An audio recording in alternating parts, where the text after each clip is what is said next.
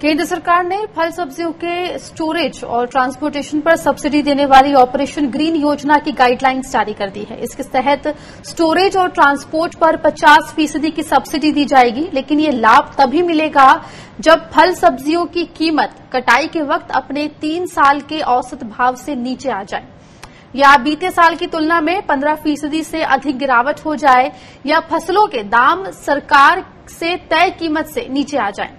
इसके तहत किसान उत्पादक संगठन, फूड प्रोसेसर, सहकारी समितियां, फल सब्जियों की प्रोसेसिंग या मार्केटिंग में लगे खुदरा व्यापारी और कंपनियां सभी फायदा ले सकते हैं। लेकिन इसमें फसल की जो न्यूनतम मात्रा तय की गई है, उसमें छोटे किसानों को इसका फायदा नहीं मिल पाएगा। इसका लाभ पाने के लिए किसान उत्पादक संगठन, किसानों और सहकारी समितियों के लिए कम से कम 100 टन उपज होने की शर्त रखी गई है। इस शर्त को किसी छोटे किसान के लिए पूरा कर पाना संभव नहीं होगा। इस पर किसान नेता रमनदीप सिंह मान से बात की है स्वराज एक्सप्रेस के एग्जीक्यूटिव प्रोड्यूसर अनिका आर्यन ने। आइए सुनते हैं।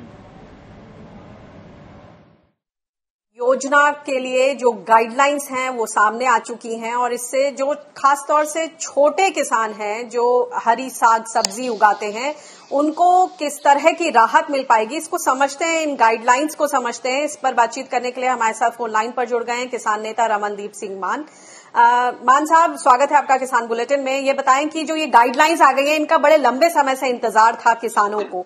अब जो गाइडलाइंस में बोला गया है कि कम से कम 100 मेट्रिक टन होना चाहिए उत्पादन, तभी जाके ये सब्सिडी मिल पाएगी ट्रांसपोर्ट की और स्टोरेज की। इस पर आपका क्या कहना है? इससे असल में फौरी तौर पे जिनको राहत की उम्मीद थी, क्या उनको राहत मिलेगी? देखिए निका जी, बात इसमें यह है कि अगर आप कोई भी इसमें सब्जी ले लोगे तो उत्पादन के हिसाब से अगर आप देखोगे तो 4.5 हेक्टेयर के आसपास, 4.5 हेक्टेयर के आसपास का अगर कोई फार्मर होगा तो उसके पास इतना उत्पादन होगा। अगर बात तो ये थी, और अगर आप औसतन आप जो एकरेज है हिंदुस्तान के फार्मर की वो देखोगे तो वो 1 हेक्टेयर है जी। अब अगर औसतन जो फार्मर है वो 86% है, 86%। अब यानी कि 86-87% फार्मर तो इसमें आया नहीं। तो ये फार्मर प्रोड्यूसर जो ऑर्गेनाइजेशन है ये उनको फायदा होगा। दूसरा जो एग्रीगेटर होते हैं उनको फायदा होगा, जो एक्सपोर्टर होते हैं उनको फायदा होगा। मैं ये नहीं कह रहा अच्छी चीज नहीं है, ये ठीक है, अच्छी चीज है, लेकिन बात यह है कि जो 1 हेक्टेयर वाला फार्मर है उसका तो अभी भी कोई इलाज नहीं हुआ इसमें। तो यानी 100 मेट्रिक टन जो इन्होंने बोला उत्पादन, तो उसके लिए तो कम से कम कितने एकड़ का फार्म होना चाहिए कि इतनी उत्पादकता आए? देखो, मैं बात बोल रहा था, अगर आप क्रॉप कोई भी ले लो, तो टमाटर ले लो, वो 1 एकड़ में राउंड अबाउट होगा जी 11 टन होता है 1 एकड़ में, है ना। तो वो जो फार्म उसका कम से कम 11 एकड़ का होगा, 10.5 एकड़ का, 11 एकड़ का। तो जो किसान के पास जिस किसान के पास 11 एकड़ है जमीन, 10.5 एकड़ जमीन है, 11 एकड़ जमीन है, ये उसको फायदा होगा। यहाँ ये उसको फायदा होगा जो एग्रीगेटर होते हैं, जो प्रोसेसर हो गए, जो एक्सपोर्टर हो गए, ये उनको फायदा होगा। जो 1 एकड़ का किसान है उसके पास तो इतने होने ही नहीं, उसके पास तो ज्यादा से ज्यादा हो गया, मतलब 18 होंगे टन या 18-20 के आसपास होंगे टन।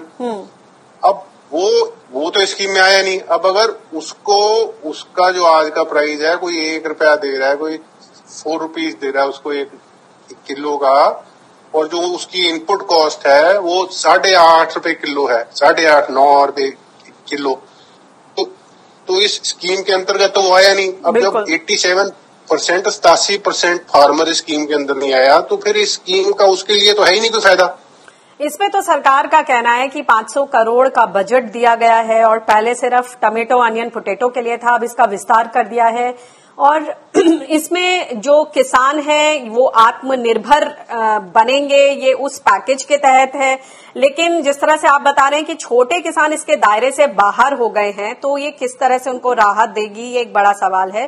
दूसरी बात ये बताएं कि जो हमने देखा विदेश में एक ट्रेंड उभर कर आया कि फूड बैंक्स बनाए गए और वहां पर अमेरिका में सरकार ने सीधे खेत से फसलों को उठवाया ताकि किसानों को राहत मिले और उन तक भाव पहुंचे। क्या कुछ ऐसा यहां पर नहीं हो सकता था? हम बाहर का ये मॉडल जो फौरी तौर पर राहत दे सकता था उसको क्यों नहीं ला सकते?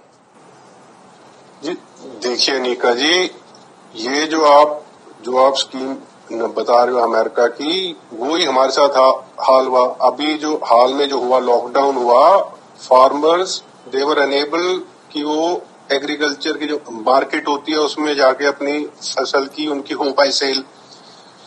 तो अमेरिका ने क्या किया, उन्होंने बोला कि भाई ठीक है, उनका ये जो एलोकेशन है अगर आप इंडियन रुपीज में कन्वर्ट करोगे तो राउंड अबाउट है जी 21,000 करोड़ का। तो अब हमारे यहाँ पे जो अभी कोरोना का मोदी सरकार ने पैकेज दिया है उसके अंदर तो इतनी एलोकेशन ही नहीं है ना। उन्होंने तो ये ऑर्डिनेंस ले आए, 3 ऑर्डिनेंस ले आए। वो भगवान जाने 8 साल में उसका कोई फायदा होगा कि उससे आगे वो कोई फायदा होगा। तो उन्होंने बोल दिया भाई हम ऑर्डिनेंस ले आए तो ये इलाज हो गया। बात ये थी कि जिस किसान का उत्पादन हुआ है, वेस्ट हुआ है, यहाँ तो आप उसका उत्पादन उठाओ और उसको दाम दो। यहाँ जिस किसान का जो उत्पादन हुआ है वो आ ही नहीं पाया, मार्केट में आ ही नहीं पाया। आप उसे ये बोलो कि भाई ठीक है, आपका 100 रुपीज का नुकसान हुआ था तो हम आपको 80 रुपए देते हैं। ये तो कोई आती भी है बात समझ में। अब ऑर्डिनेंस ले आए, वो भगवान जाने वो आगे होगा उसका फायदा कि नहीं होगा। उसको ये कर दिया, लिंक इंटरलिंक कर दिया कि अभी जो हुआ था कोरोना का लॉकडाउन हुआ था तो ये उसको भाई ऑफसेट होगा, लॉस ऑफसेट होगा इससे। तो इससे तो कोई वो लॉस ऑफसेट नहीं होगा। तो जो अच्छी स्कीमें हैं जो वो तो हमारी सरकार को नहीं देती दिखाई, जहाँ पे इन्वेस्टमेंट नहीं होनी, जहाँ पे वो कोई एलोकेशन नहीं है, वो वाली अब स्कीम ले आया। अब इसकी आप बताओ 500 करोड़ की एलोकेशन है और इसमें लाइक एवरीथिंग इज इंक्लूडेड, सारे वेजिटेबल्स और फ्रूट्स इंक्लूडेड है। तो इससे तो मतलब होना ही कुछ नहीं। और वो वाली भी जो ये स्कीम लेके आए उसमें भी 87% फार्मर्स इंक्लूडेड नहीं है। तो इससे अब ये तो आती नहीं बात समझ। ट्रांसपोर्ट सब्सिडी में बोला गया है कि ट्रक, ट्रेन और हवाई जहाज का जो किराया है उसका 50% सब्सिडी सरकार देगी जब फसल का भाव 15% से ज्यादा लुढ़क जाएगा। मगर यहाँ तो कई किसानों को इतना ज्यादा 15% से कई ज्यादा का नुकसान हुआ है। तो ऐसे में ये किस तरह से राहत देगी ट्रांसपोर्ट सब्सिडी? देखिए नीका जी, अभी आपने इतनी स्टोरी की थी, अभी जो हरियाणा के किसान बैठे हुए थे उनको तो 1 रुपया भी उनके हाथ में नहीं आया। 8.5 रुपए की इनपुट कॉस्ट थी, 9 रुपए की इनपुट कॉस्ट थी, 1 रुपया भी हाथ में नहीं आया। दूसरा ये जो बोल रहे हैं कि स्टोरेज की में आपको 50% का हम कंट्रीब्यूशन होगा और जो फसल का जो आगे का जो ट्रांसपोर्ट होता है उसमें 50% का ट्रांसपोर्ट होगा। वो भी फार्मर पहले मतलब अपने हिस्से से देगा।